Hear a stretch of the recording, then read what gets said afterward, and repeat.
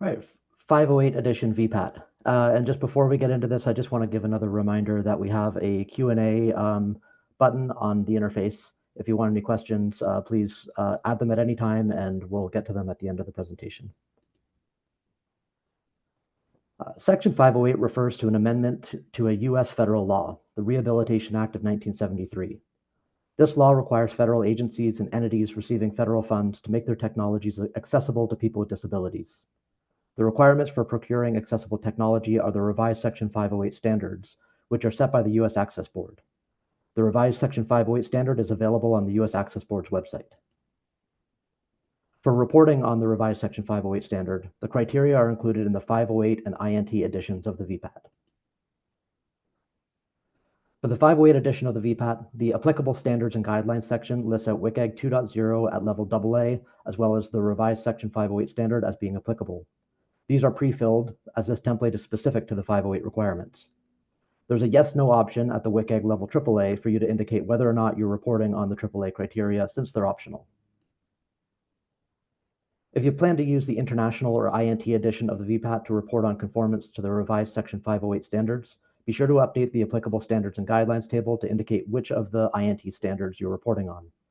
For reporting on 508, this would mean updating the WCAG 2.0 to yes for levels A and AA, as well as yes for the revised Section 508 standards row. Depending on what other standards you're reporting on, such as the EN 301549, you might need to adjust the other rows accordingly. We often receive questions about why we don't create a 508 and WCAG 2.1 or a 508 and WCAG 2.2 VPAT.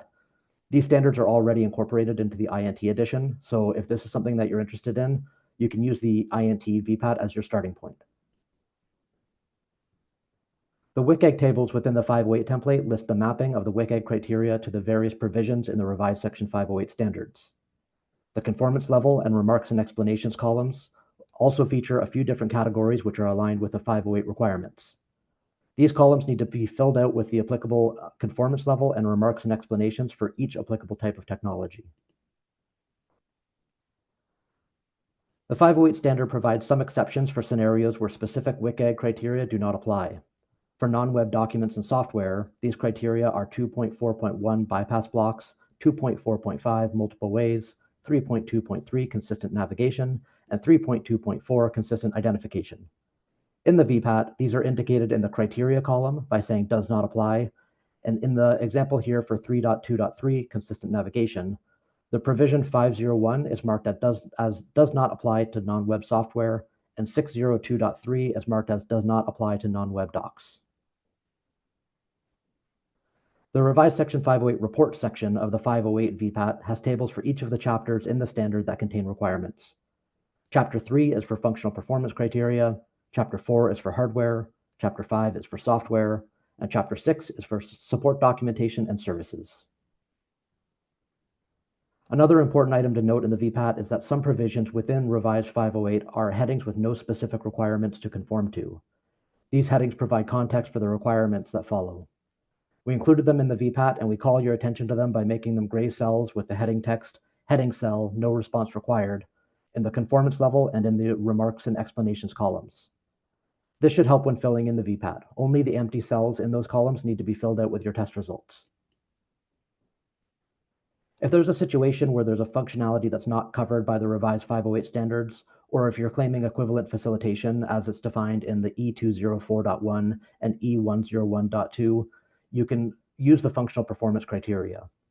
These criteria cover functional performance in a variety of categories, such as without vision, with limited vision, with limited hearing, without hearing, with limited manipulation, and others. Some of the 508 requirements reference WCAG, such as the software 501.1 scope provision and the 602.3 electronic support documentation provision. The 508 VPAT redirects users to the WCAG 2.x section, where the revised 508 standards require WCAG conformance. It is an option if you wanted to integrate the WCAG tables into these sections, but it will make the report longer. Documentation and support services are also considered a part of your product, and they need to be evaluated. 602 support documentation and 603 support services feature requirements for these parts of your product. Remember that WCAG is not just for web, it's also used for electronic documents.